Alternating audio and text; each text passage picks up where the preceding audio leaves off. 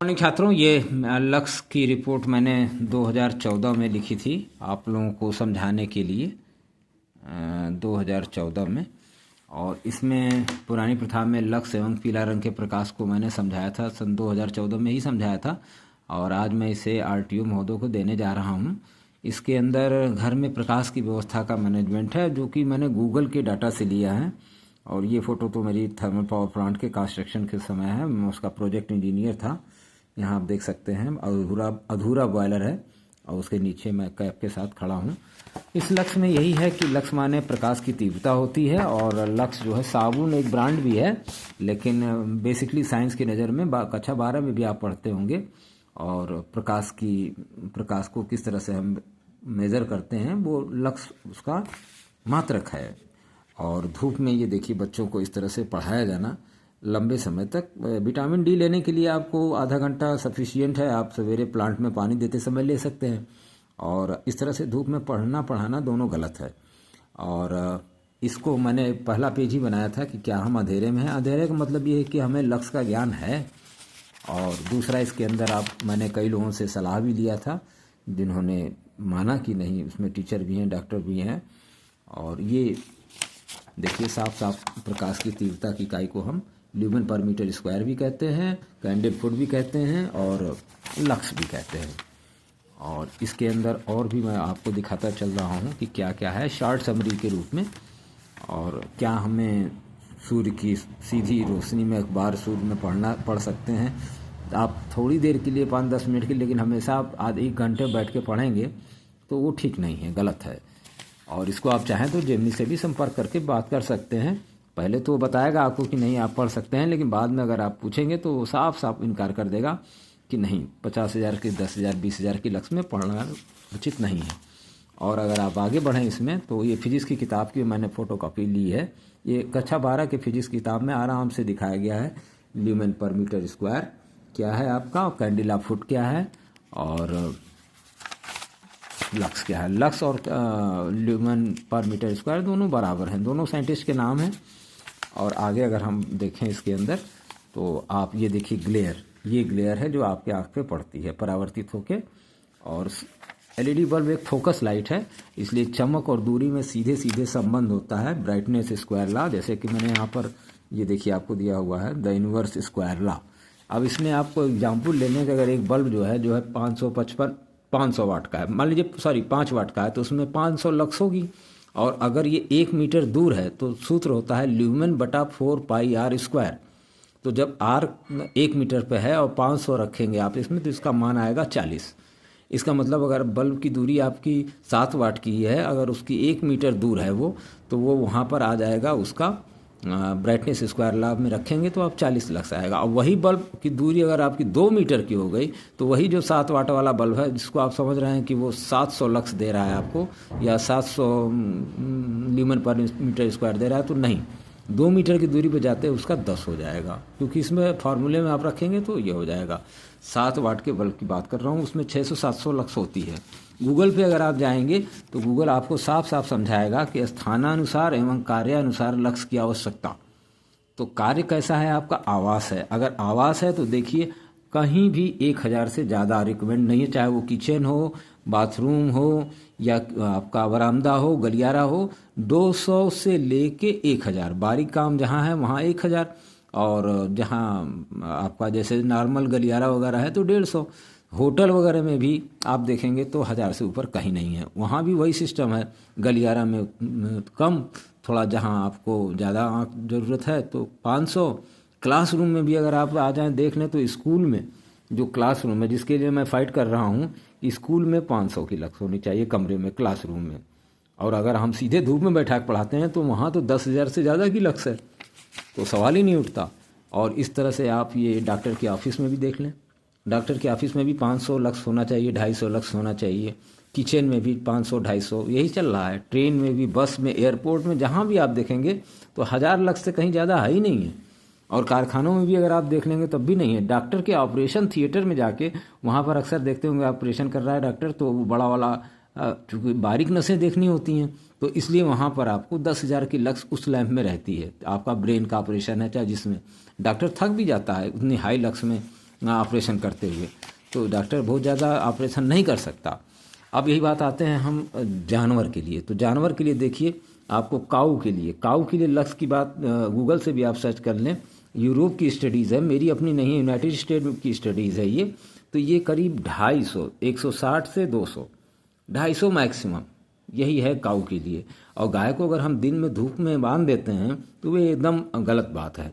और आम के पेड़ के नीचे अगर आप बांध देते हैं तो आप ये सोचते हैं कि उसको प्रॉपर लाइट मिल रही है। नहीं साहब, प्रॉपर लाइट उसको नहीं मिल रही है। वहाँ पे 10,000 की लक्स है। आप मोबाइल में लक्स मीटर डाउनलोड कर लीजिए और उससे आप चेक कर सकते हैं। दूसरा, आपको भवन में लक्स की व्यवस्था, कई एग्जाम्पल मैंने गूगल के लिए हैं और उसमें कहीं भी 2014 में ही हमने लिया है, कहीं भी इसमें 1,000 से ज़्यादा है ही नहीं है मकान में लक्स की व्यवस्था। तो अब आगे और बच्चों को पढ़ाने के लिए बेसिक इलेक्ट्रॉनिक्स, एलईडी क्या है, एलईडी में कुछ है, ये सब चीज़ें मैंने इसमें समझाने की कोशिश की। ये बच्चों के लिए बनाया था मैंने किताब, लेकिन लोग मान नहीं रहे हैं, आज तक नहीं माने। लक्स माने साबुन है, साबुन रटे जा रहे हैं। देखिए ये फोकस लाइट है, एलईडी बल्ब इस तरह से चलता है, 1 मीटर पर, 2 मीटर पर, 3 मीटर पर। तो ये लाइट इस तरह से आएगी और आप अगर यहाँ बैठे हैं तो आपको उजाला तो महसूस होगा, लेकिन वो उजाला है नहीं बेसिकली। और आगे और मैं इसमें आपको क्या दिखाऊं, बड़ा टॉपिक लक्स का है।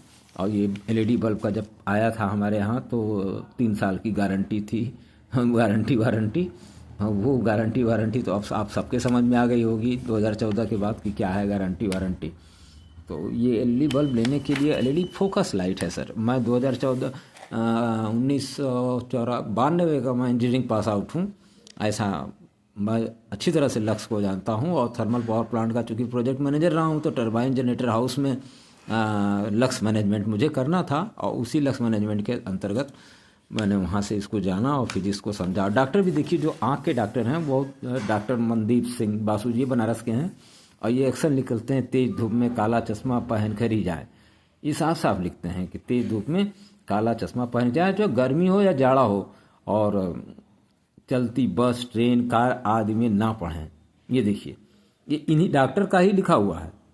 मैंने वही टॉपिक उठाया, मैं अपनी तरफ से कुछ भी नहीं कह रहा हूँ, मैं सिर्फ वहीं से कह रहा हूँ जो चीज़ मुझे अखबारों में मिली। तो और माता पिता ही शिक्षक की भूमिका में हैं, और अगर आप इसको समझ सकते हैं तो लक्स मैनेजमेंट को समझने की कोशिश कीजिए, गूगल से पूछिए।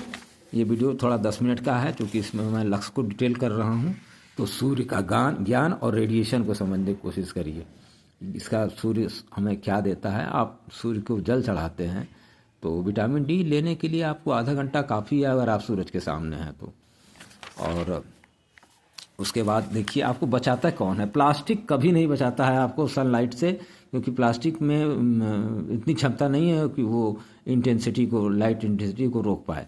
बचाने के लिए कपड़ा और छांव जो है, पेड़, बरगद, पीपल, पाकड़, यही 3 पेड़ हैं। ये फल नहीं देते, आपको छाया देते हैं। ऑक्सीजन तो बहुत पुराना ट्रेडिशनली हम लोग समझ रहे हैं। और टोपी, चश्मा या तो सनस्क्रीन आप लगा लीजिए। तो यही 4-5 चीज़ें हैं जिससे आप बच सकते हैं। प्लास्टिक भी अगर आप लगाते हैं गाय के ऊपर, तो प्लास्टिक के ऊपर अगर आप बोरा रख देते हैं तो पूरा सन रेज रुक जाएगी। अगर लेकिन सिर्फ अगर प्लास्टिक है तो वो नहीं रोक पाएगा साहब।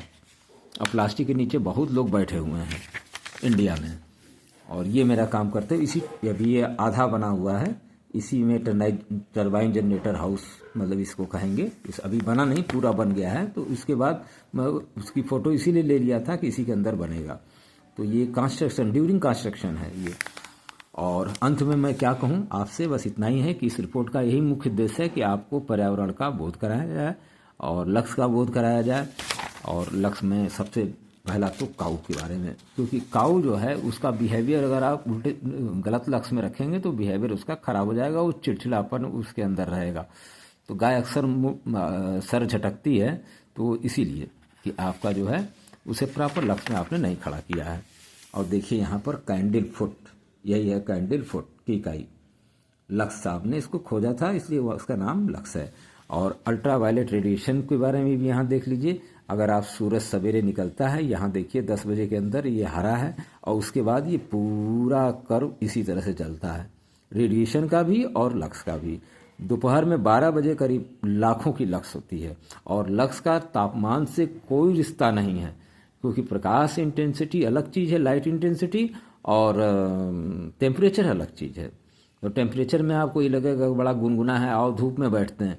तो धूप में अगर आप बैठे हैं तो आपको चश्मा लगना निश्चित है, और गमछा टोपी लेके चलिए। मेरा 2.5 पर आँख में की जो मेरा मानक है वो 2.5 पे रुका हुआ है साहब, आज तक रुका हुआ है।